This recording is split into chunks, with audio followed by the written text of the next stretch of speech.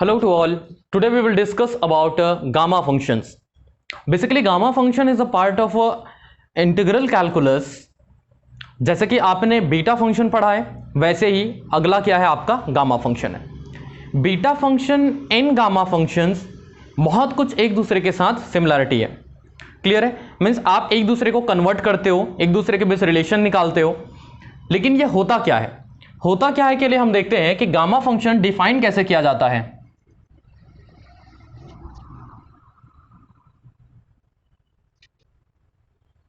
कुछ इस तरीके से it is defined as gamma of n. देखिए रिप्रेजेंटेशन का तरीका क्या होता है, गामा फंक्शन को किस तरीके से लिखते हैं। ये कुछ आप उल्टा एल जो बनाते हो कुछ इस तरीके से है ऐसा, और किस पर डिपेंड कर रहा है? ये एन पर। हमने बात किया था कि गामा फंक्शन में बीटा फंक्शन में भी बीटा किस पे निर्भर करता था? एम और एन पर। उसी तरीके से गामा फंक्शन जो है वो भी एन पे डिपेंड करता है, न कि एक्स पे डिपेंड करता है। मैंने आपको एक्सप्लेन किया था कि बीटा फंक्शन नॉर्मल फंक्शन से किस तरह से अलग है, तो वैसे ही गामा फंक्शन भी नॉर्मल फंक्शन से अलग होता है कि नॉर्मल फंक्शन जो होगा हमारा वो फंक्शन उसके वेरिएबल पे डिपेंड करता है। तो यहां पर गामा फंक्शन उसके वेरिएबल पे डिपेंड नहीं करेगा, मींस एक्स पे डिपेंड नहीं करेगा, वो किस पे डिपेंड करेगा? एन पे डिपेंड करेगा। इसीलिए इसीलिए डिफाइन में लिखा गया है कि गामा ऑफ एन, न कि गामा ऑफ एक्स। क्लियर है ये बात? लिमिट जो है वो 0 टू इंफिनिटी होगा e to the power minus x into x to the power n minus 1 dx। e की पावर में कुछ चीज दिया जाता है, इसका मतलब ये क्या होता है? एक एक्सपोनेंशियल फंक्शन होता है। तो गामा जो है वो एक एक्सपोनेंशियल फंक्शन होगा। लेकिन इसके साथ साथ मैंने आपको बताया था पिछले लेक्चर में कि जब भी कभी आपको डेफिनाइट इंटीग्रेशंस का केस देता है, इसका मतलब वो एक एरिया को शो करता है। आपका गामा फंक्शन जो होगा वो भी एक एरिया फंक्शन होगा जो एक एरिया को कैलकुलेट करता होगा। क्लियर बात है ये चीज? इसके कुछ प्रॉपर्टीज देख लेते हैं। प्रॉपर्टीज कुछ इस तरीके से है कि गामा ऑफ 1 जो होता है वो वैल्यू मिलेगा आपको 1। सेकंड है कि गामा ऑफ n प्लस 1 यदि हमें दिया गया है तो ये होता है n into gamma of n, और इसको और सिंप्लीफाई करेंगे तो दिस मच इक्वल्स टू हो जाता है n फैक्टोरियल। अब n फैक्टोरियल क्या है आपको पता होगा। फॉर एग्जांपल आपको दिया जाता है कि 3 फैक्टोरियल, तो ये क्या होता है? 3 इंटू 2 इंटू 1। मतलब जो चीज का फैक्टोरियल दिया है उसी से शुरू करके 1 होते तक हम उसका मल्टीप्लिकेशंस करते हैं। मान लीजिए मैं बात करूं 4 फैक्टोरियल, तो क्या होगा? 4 इंटू 3 इंटू 2 इंटू 1, ये 4 फैक्टोरियल। तो उसी तरीके से गामा ऑफ n प्लस 1 जो होता है वो उससे एक कम का फैक्टोरियल होता है। बात क्लियर है? थर्ड हम बात करें कि गामा ऑफ हाफ जो होगा 1 का 1 होता है, लेकिन हाफ जो होता है ये मिलता है अंडर रूट ऑफ पाई। बहुत ही ज्यादा इंपॉर्टेंट है, जब भी आपको सिंप्लीफिकेशंस करना होगा वहां पे ये वैल्यू जरूरत पड़ता है। मतलब मान लीजिए आपको कहीं पे जरूरत पड़ा कि गामा ऑफ 3/2 आपको कैलकुलेट करना है, तो गामा ऑफ 3/2 कैलकुलेट करने के लिए आप क्या लिखोगे? Gamma of 3 into gamma of 1/2।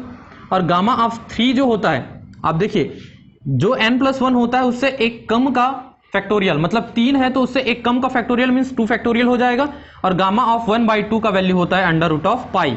तो 2 इंटू 1 ये तो 2 हो जाएगा, और divided by under root of multiplied by में रह जाएगा अंडर रूट ऑफ पाई। तो अगर रूट 3π/2 देगा तो उसका वैल्यू हमें कुछ इस तरीके से मिलेगा। ये आपको आगे कैलकुलेशंस के लिए जरूरत पड़ने वाला है। तो कुछ इस तरीके की इसके प्रॉपर्टीज है। इसके अलावा एक और प्रॉपर्टी हम देखते हैं,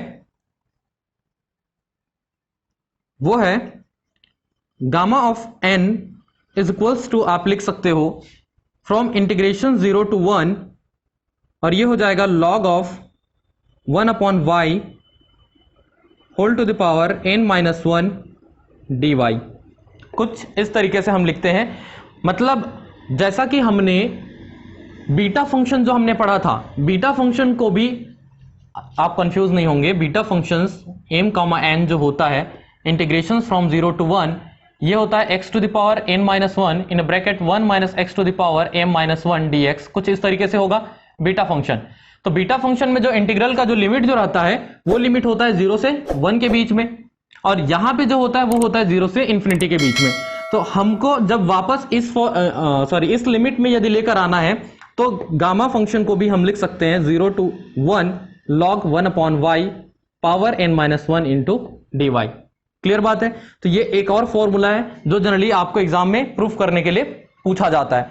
इसके साथ साथ कैलकुलेशंस के लिए एक और चीज आपको जो ध्यान रखना होगा, यदि आपको कभी ऐसा दे दिया गया, integration from 0 to infinity e to the power minus a x into x to the power n minus 1 dx, कुछ ऐसा है, मतलब x का कोफिशिएंट 1 होता तो वो तो गामा ऑफ n है, लेकिन x का कोफिशिएंट यदि a दे देता है, कोई कांस्टेंट वैल्यू दे देता है, तब की केस में इस a का क्या इफेक्ट पड़ेगा उस गामा फंक्शंस पर, ये हमें देखना होगा।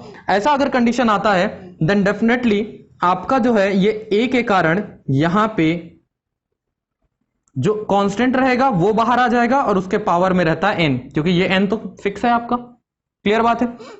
तो इस कंडीशन में फॉर्मूला आपका कुछ इस तरीके से बनेगा, या आप इसको ट्रांसफर कर सकते हैं इस साइड पे, तो ये हो जाएगा a की पावर n मल्टीप्लाई में।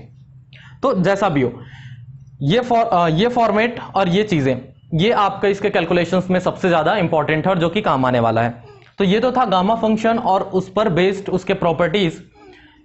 जैसे कि मैंने आपको बताया था कि बीटा फंक्शन जो होता है, इसको मैंने कहा था कि ये Euler's integral of first kind है।